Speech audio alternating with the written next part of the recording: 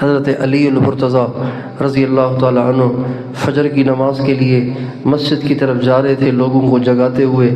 جو ہی مسجد کے دروازے پہ پہنچے تو عبد الرحمن ابن ملجم نے تلوار کو زہر دیا ہوا تھا، تلوار کے اوپر زہر لگایا ہوا تھا، زور سے تلوار حضرت علی کے مبارک سر پہ ماری تو وہ تلوار اندر چلی گئی، حضرت علی گر گئے۔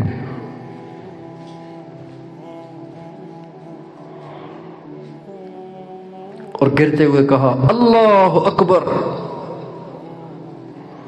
لوگ اٹھا کے گھر لائے، قاتل کو پکڑ لیا گیا۔ حضرت علی نے بلایا اور فرمایا تم نے مجھے کیوں قتل کیا، تم نے مجھے کیوں مارا، میں نے کیا قصور کیا تھا تمہارا؟ اس نے کہا جی آپ اچھے آدمی نہیں ہیں، میں نے ایک برے آدمی کو ختم کیا ہے۔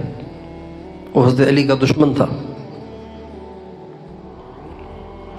پھر آپ نے امام حسن امام حسین کو بلایا اور فرمایا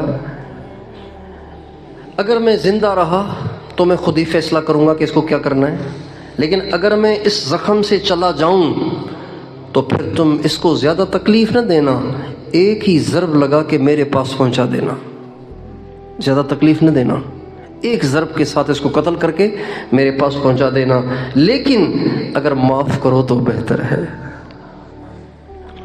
پھر فرمایا ابھی اس کو لے جاؤ، اس کو نرم بستر بھی دو، اچھا کھانا بھی کھلاؤ۔ یہ ہے مسلمان کا رویہ اور مسلمان کا سلوک۔ حضرت علی رضی اللہ عنہ کو کشف بہت ہوتا تھا، کشف ہوتا تھا۔ تو حضرت علی جب کبھی بھی عبد الرحمن بن ملجم کو دیکھتے تھے تو فرماتے تھے بدبخت کو کس نے روکا ہوا ہے اس داڑھی کو رنگین کرنے سے۔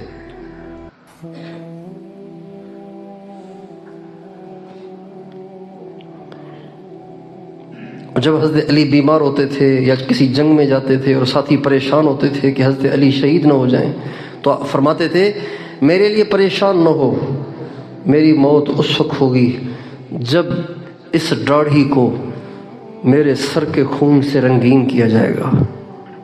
یہ فرماتے تھے مجھے اللہ کے نبی نے کہا ہے کہ علی تیرے سر کے خون سے تیری داڑھی کو رنگین کیا جائے گا۔ اور جب کبھی بھی عبد الرحمن بن ملجم آتا تو حضرت علی فرماتے تھے اس کو دیکھتے نہیں تھے، اشارہ دیتے تھے بدبخت کو کس نے روکا ہوا ہے اس داڑھی کو رنگین کرنے سے۔ تو بعض دفعہ ساتھی کہتے تھے جب آپ کو پتہ ہے کہ آپ کا قاتل یہ ہے تو آپ اس کو قتل کیوں نہیں کروا دیتے؟ تو فرماتے کس جرم میں قتل کروں، مجھے قتل کرے تو پھر اس کا مستحق ہونا، میں ایک غیر مجرم کو کیسے قتل کروں؟ ابھی اس نے جرم کیا ہی نہیں تو کیسے قتل کروں؟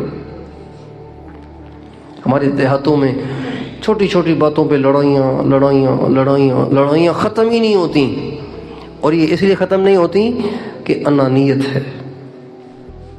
ہم بھی ایسے ہیں، کر کے دکھائیں گے۔ میرے دوستو شیطان نے انانیت کو اپنایا، اللہ نے اسے مردود کر دیا۔